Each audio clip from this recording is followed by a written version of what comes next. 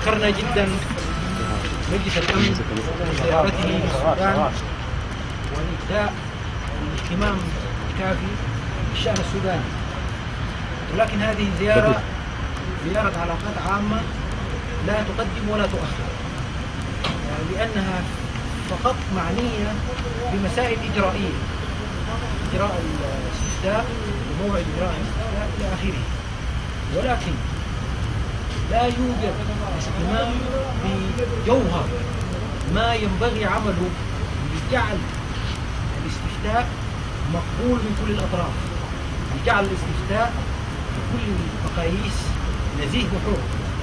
كذلك كان ممكن وينبغي أن يهتم مجلس الأمن بما هي الأشياء التي يمكن أن تجعل الوحدة جاذبة لكي يقبلها الأطراف المختلفة، وما هي الأشياء التي يجب أن يتفق عليها إذا حصل الانفصال، أن تكون العلاقة بين دولتي السودان علاقة خوية، وأن يتجنب الحرب في كل حال من الحالات. هذه هي القضايا التي كان ينبغي أن يهتم بها مجلس الأمن ويسعى لإيجاد حلول لها. أما هذه الزيارة التي فقط تحدث عن علاقات طيبة بين طرفي اتفاقية السلام وإجراء الاستفتاء في موعده دون ضمان لجوهر الاستفتاء نفسه ليكون مقبول لدى كل الأطراف، ودون دخول في الأشياء التي يمكن أن تجنب البلاد الحرب، هذا في رأينا معناه تقصير مجلس الأمن من القيام بالمهمة التي ينبغي عملها، لأن مجلس الأمن مهمته منع الحرب والحفاظ على الأمن والسلام الدوليين. لا نعتقد أن هذه الزيارة ستساعد في تحقيق هذا. كذلك همشت القوى السياسية بشكل عجيب جدا. أصلا اتفاقية السلام همشت القوى السياسية وحصلت الأمر بين حزبين، هذا خطأ وظهر خطأ هذا الحصر، وهم ما زالوا على هذا الأساس. نحن دعينا وافتكرنا أننا سندعى لاجتماع، ولكن اتضح أننا دعينا لمجرد حفلة استقبال، وهذا لا يكفي. صحيح تحدثنا مع السفراء في الأمم المتحدة بالنسبة لمجلس الأمن، ولكن غير كافي ولا يدل على اهتمام بالحركة السياسية السودانية.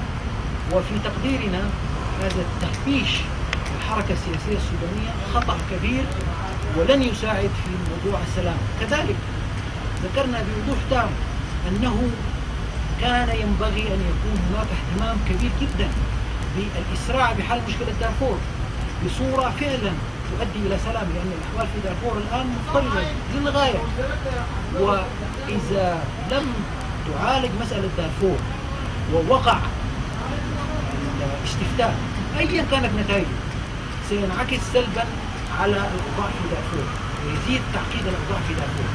هذه هي القضايا التي كان ينبغي أن يهتم بها مجلس الأمن، لأن مهمته حفظ الأمن والسلام الدوليين. هذه الزيارة في رأينا علاقات عامة لن تساعد من قريب أو بعيد في هذا. أنا كان بعض الناس قالوا لي لا تذهب في دعوة من هذا النوع لأنها دعوة لا تعترف بالقوى السياسية، ولكن جهاز حزب الأمة المعني رأى أن أحضر لكي أقول هذا الكلام، وقلنا هذا الكلام.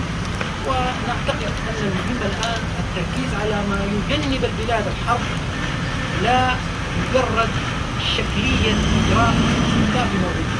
شكرا جزيلا. يمكن أن يلعب هذا الدور يجنب البلاد الحرب. مجلس الأمن اتخذ أكثر من 20 قرار حول السودان وكلها قرارات متعلقة بالسلام، فما معنى أن لا يأخذ قرار حول هذا الموضوع؟ يعني مجلس الأمن دي مهمته، وإلا ما مجلس الأمن مهمته أن يحول دون ما يعكر صف السلام والأمن في العالم. ألم تلمح مجلس الأمن بهذه الملاحظات التي قلتها؟ لا، قلنا لهم شفاهة هذا الكلام وسلمناهم ورقة مكتوبة بهذا الكلام، لأننا نعتقد أن الموضوع خطير للغاية. نحن نرى أن الأمور مش بس لأنه زي ما بعض الناس بيفتكروا المؤتمر الوطني أو الحركة الشعبية كلاهما يستعد للحرب. لا، ده غير، دي ليست المسألة. المسألة في قضايا ممكن أن تجر الطرفين لحرب حتى إذا كان قرر عدم الحرب، مش بس مسألة بيه في 20 بيه. هذه كلها تتعلق بطرف ثالث لا بد أخذ موقفه في الإثبات. لم يؤخذ هذا الموقف، ولذلك هناك نذر سيئة جدا بصرف النظر عن نوايا الحزبين ممكن أن تجرهما. والآن يوجد احتراب في الوكالة في الجنوب وفي دارفور وفي محلات كثيرة. ده يعني أنه التشخيص السليم لم يحدث. في نوايا طيبة، وجايين مجلس الأمن جاي عشان ما يقول إحنا ندعوكم يا سودانيين لإجراء استفتاء وأن يكون هذا الاستفتاء نزيه، ولكن كلمات طيبة لا يعني ما عندهاش هذه الكلمات، ما عندها رجلين ولا ايدين، كلام نوايا طيبة. What do you expect from the security council? We're 3 months ahead of the referendum. What's your message to them? Well, our message to them was very simple. This is a mere public relations exercise. It is not going to influence the situation. The situation is very serious. The UN Security Council should be interested in the content of the referendum, not the formality of the referendum, and should be interested in how this referendum should be conducted in a way that will not be disputed. As things stand, we believe there will be a repeat performance of the elections, and the SPLM is going to say whatever takes place in terms of the referendum in the north is rigged. The NCP is going to say whatever takes place in terms of the referendum in the south is rigged. This kind of double accusation which took place over the elections is going to be repeated. And all see this, we should avoid it. It can be avoided if people are serious enough. That's why we have suggested the meeting of the political summit of the Sudanese national movement, political movement, to discuss these issues. Because what we can see, the writing on the wall is it may be dragged into war even if the two parties themselves do not decide to go to war. What can other parties can do? Well, we hope that they will accept this suggestion to have a meeting. We hope that the Security Council will look beyond the formality of the referendum to the content of the referendum.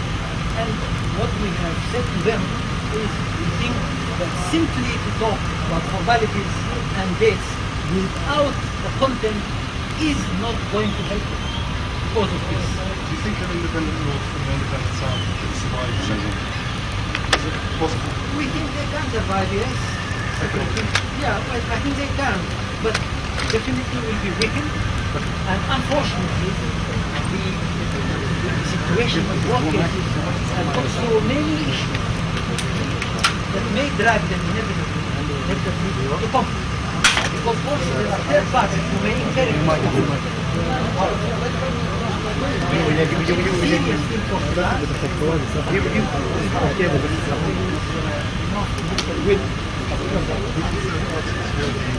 Well, there are all types of what we may call predators.